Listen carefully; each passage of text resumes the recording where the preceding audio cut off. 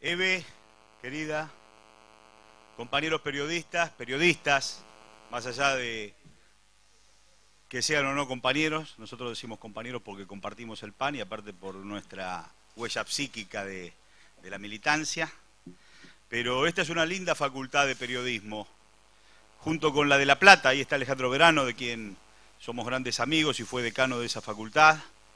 Fueron de las primeras.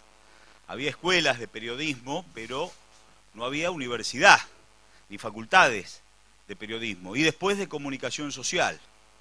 Claro, el tránsito de la profesión a la academia fue un tránsito duro, porque algunos academicistas planteaban que solo aquel que estudiaba podía ejercer. Incluso hubo pedidos serios de colegiación para que el que tuviera el título pudiera ejercer el periodismo. Nosotros éramos pibes en aquel entonces, veníamos ingresando a la facultad sobre el final de la dictadura, y muchos compañeros que hoy están aquí, como Rubén Canela, Daniel Míguez, el Flaco Aguinaga, que ayer estuvo en un recuerdo de los compañeros desaparecidos. Los compañeros habían formado la Biblioteca Autónoma de Periodismo. Para gambetear la represión de la dictadura, habían armado una suerte de continente de libros, la biblioteca, como que en esa biblioteca entonces podían hacer algunas cosas que la militancia directa sobreexponía. Pero en esa Biblioteca Autónoma de Periodismo se empezó a reflexionar acerca de lo que era la ley de la dictadura militar, la 22.285. Se cuestionaba un artículo que decía que la información tenía que ser veraz, objetiva y oportuna, entre otras cosas restrictivas. Sabemos que la dictadura mató, torturó, desapareció, censuró, pero la matriz jurídica de ese decreto era brutal, en línea con la doctrina de la seguridad nacional. Y nosotros ya pibes, con la reflexión de estos compañeros un poquito más grandes, veníamos cuestionando la ley de la dictadura militar. Y también diciendo que no solo era periodista aquel que había estudiado en la universidad, que había idóneos de esas máquinas Olivetti, de redacciones, periodistas trascendentes, vocacionales. ¿Quién le va a pedir el título a Roberto Art, o a Raúl González Tuñón, o a Scalabrini Ortiz, o a Jaureche, o a Homero Mansi? Sino que eran periodistas de redacción. Hay una vieja película muy linda, Entre dos rivales. Mirá vos lo que me acuerdo, Entre dos rivales. Un día vino Abel Posadas, que era un gran periodista de cine, y hablaba de las películas sobre el periodismo. Y todas eran películas yanquis, y a nosotros se nos ocurrió decir Entre dos rivales. Claro, era la pelea de redacción entre dos periodistas. Ahí estaba Hugo del Carril, haciendo uno de los rivales, entre dos noteros de dos diarios, supongo Crítica y El Mundo de aquella época, en donde peleaban por la noticia. Entonces nosotros bancábamos al idóneo, que venía a dar clases. ¿Cómo le vamos a pedir un título a Osvaldo Ardizone? ¿Qué importa? Un hombre que se formó en esas redacciones, que contaba el deporte y el fútbol como nadie, y después nos daba pincelazos poéticos para que sigamos reflexionando y disfrutando el arte de escribir. Bueno, en esas aulas, en esas discusiones, en esas reflexiones, en las mesas de los bares, en donde se nutría la discusión, por más que coincidiésemos, pero el asunto era discutir para sacar lo mejor de la argumentación del otro, ahí se fue formando la Ley de Servicios de Comunicación Audiovisual. Entre el bar, el aula, el pasillo, la asamblea, la discusión de cátedra, aparecieron los ejes de lo que fue la Ley de Servicios de Comunicación Audiovisual. Por eso estaba en los gremios y en las redacciones el ejercicio del derecho de libertad de expresión y de libertad de información desde el reclamo, pero jamás iba a estar en el gobierno, porque 4 tapas de un diario lo volteaban a ese gobierno. Por eso lo trascendente de este tiempo es que esas reflexiones, esos conceptos, esas propuestas llegaron al gobierno porque realmente Néstor y Cristina tuvieron el coraje de recibir toda esa mística militante y de poner en palabras en un texto de ley que caminó toda la patria, que se fortaleció con el aporte de todos los ciudadanos y que hoy nos permite a los periodistas, pero a todos los ciudadanos, poder vivir con democracia comunicacional como jamás pudimos disfrutar. Porque pasamos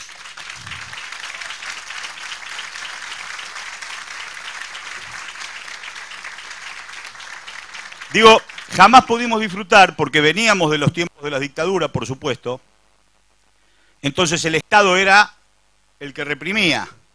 Ahí en el Confer, Carlitos, cuando estuvimos en el Confer, tuvimos la oportunidad de ver los bandos de censura de la dictadura, prohibiendo las canciones, por ejemplo. Tenían la firma de los representantes de las 3 Fuerzas Armadas que intervenían en el Confer, pero tenían la firma de los representantes de ARPA y de ATA, civiles que firmaban la censura.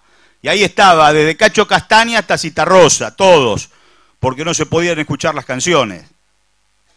Entonces, de esa censura del Estado directa, de un Estado represor, pasamos, con la recuperación de la democracia, a otra forma de censura casi sin darnos cuenta, que esa fue la virtud que tuvo el monopolio. Estábamos acostumbrados a la represión del Estado. Cuando el Estado deja de reprimir porque es democrático, la censura viene del monopolio, que es otra forma de censurar, de silenciar, porque hay alguien que se queda con la voz del resto.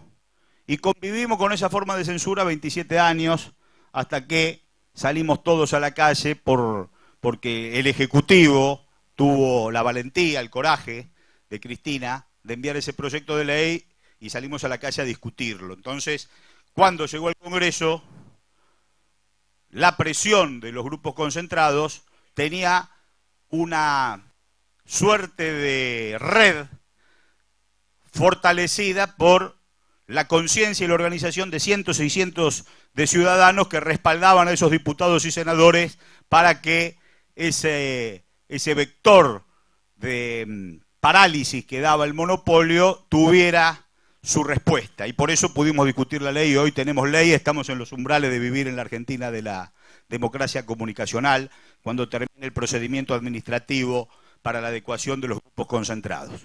Pero hoy es el Día del Periodista, este micrófono anda a los tumbos, es el Día del Periodista y nosotros queremos honrar a aquellos trabajadores de prensa. ¿Podemos tener otro micrófono? Vamos a ver con ese, ¿qué pasa?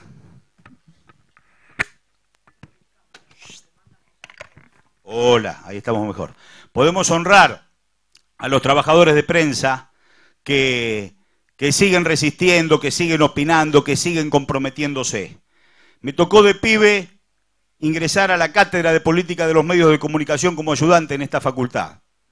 Y después dar una mano en una cátedra que era periodismo y literatura, que era muy creativa, muy linda, donde aprendíamos interactuando con los docentes. Por ahí me encuentro con algunos chicos que hablamos de aquellos libros que cambiaron el paradigma de la secretaría académica, en donde todavía, como aquel periodista de cine, toda la bibliografía era inglesa y norteamericana, que no está mal. Muy buenos periodistas que han transitado la literatura, pero el desprecio de lo propio como hecho cultural, la autodenigración, nos impedía abordar a estos hombres como Roberto Art, por ejemplo.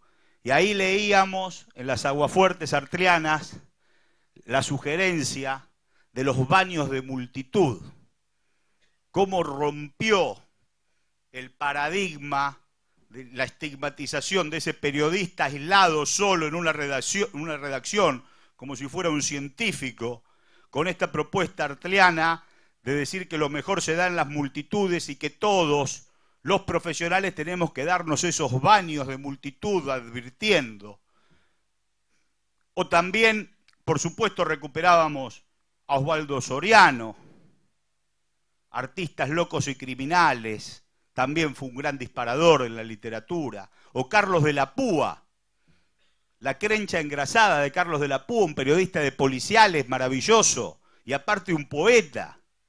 ¿Cómo no íbamos a dar La Crencha Engrasada de Carlos de la Púa, en donde el lunfardo se iba metiendo con la sensibilidad de la cultura popular para que todos nos entendamos? ¿Cómo no iba a aparecer Germán Rosenmacher, este gran periodista y literato, cuentista y autor dramático, que nos dejó muy joven, a los 36 años, en un accidente trágico en Mar del Plata por los escapes de gas, que nos había dado cuenta de toda la literatura que subrayaba la discriminación, desde Cabecita Negra hasta Requiem de un sábado a la noche, o Raíces. Claro, el hombre era judío y peronista. Los judíos lo criticaban por peronista y los peronistas lo criticaban por judío. Tenía la discriminación adentro y la pudo expresar con esa vitalidad, y por eso transitamos en las aulas a Germán Rosenmacher y nos enseña hasta el día de hoy. Por ahí hay pibes que están haciendo un taller literario que se llama Germán Rosenmacher y nosotros realmente lo podemos disfrutar. Y Raúl González Tuñón, cuando llegamos a su obra, ese periodista que tiene enviado por el diario El Mundo la posibilidad de advertir el surgimiento de la carioca en las favelas brasileras. La carioca no es otra cosa que lo que hoy conocemos como bossa nova. Está en el origen. Los pueblos van expresando, como Carlos de la Púa tuvo la sensibilidad de seguir el surgimiento y la evolución del tango. Esos puertos hoy están administrados por consorcios que no solo regulan la actividad del puerto, sino por consorcios que condicionan la producción de la riqueza de nuestra provincia. Porque el mismo administrador del consorcio le da la concesión de la elevadora a la empresa multinacional, que aparte es la comercializadora antes de llegar al puerto, y que antes alquiló la unidad productiva del pequeño chacarero. Entonces ya condiciona qué va a sembrar, cuánto lo va a pagar esa empresa comercializadora y cuánto va a ser el costo de elevarlo al buque, porque también tienen el negocio del flete. Entonces se reproduce lo que en política británica del Río de la Plata y en historia de los ferrocarriles argentinos nos dijo Raúl Scalabrini Ortiz, que cuando querían traer la cosecha del algodón desde 1880 en adelante al puerto de Buenos Aires, los ingleses subían la tarifa del ferrocarril, acumulaban la cosecha del algodón, después la compraban por 2 pesos a los productores, la transportaban en sus ferrocarriles, llegaba al puerto que ellos administraban, la subían al barco que también era flota de ellos, comprábamos los seguros a las agencias inglesas, llegaba el algodón a Gran Bretaña y después nos vendían el pullover. Y quien repite errores del pasado en gestión no está cometiendo errores, está cometiendo giladas, dice el Pepe Mujica. Por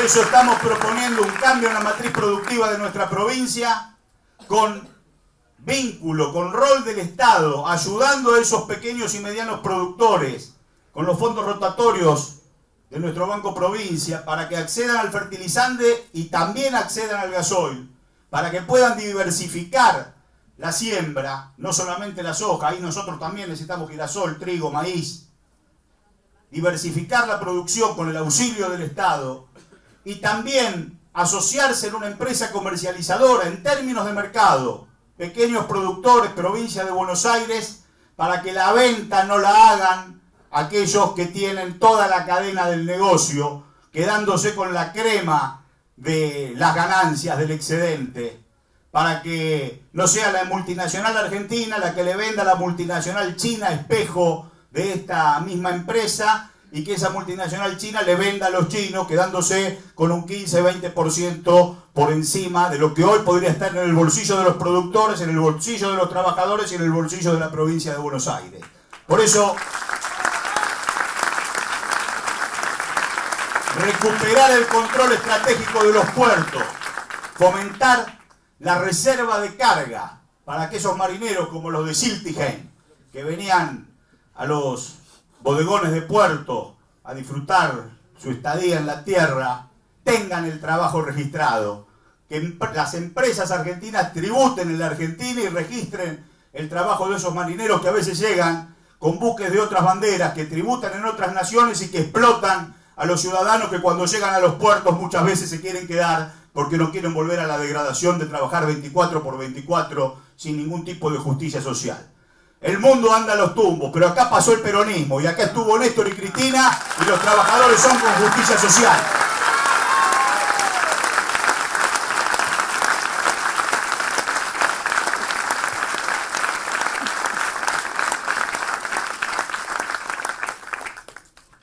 Yo no voy a hablar más porque acá está Eve y nos va a enamorar nuevamente, como siempre, con su militancia, con su coherencia, con su presencia. Las madres, compañeras, algunas vecinas del barrio de Lomas, da gusto cruzársela en las calles de la zona del hospital. Nosotros cuando era pibes y estudiábamos acá en la facultad, nos íbamos a jugar al billar ahí a un barcito Coqueluche y pasábamos tardes y tardes escuchando a los veteranos cuando podían decir qué orquesta estaba tocando y quién era el autor de esa música y quién era el cantor. Y por ahí nosotros queríamos entreverarnos con ellos y estudiábamos y estudiábamos y estudiábamos para saber si era de Ayeta y García Jiménez, Mariposita y quién la estaba cantando, y poder entonces hacernos amigos de ellos, que nos invitaran alguna vez a la mesa del dominó. Por ahí alguno gritaba: Gallego, tráeme un Valium, que este bife está lleno de nervios.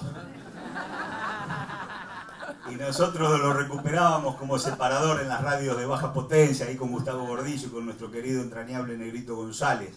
Esos baños de multitud nos permitieron estar en línea y en sintonía con la cultura popular, con nuestro barrio, con el alambre que separa las casas, como decía Nacho Whisky, otro poeta y periodista de esta zona, que el aceite y la harina que se da por arriba del alambre y que se promete devolver cuando abra el almacén. Nosotros nos hemos formado en esos barrios. Desde esos barrios surgió la épica del trabajo.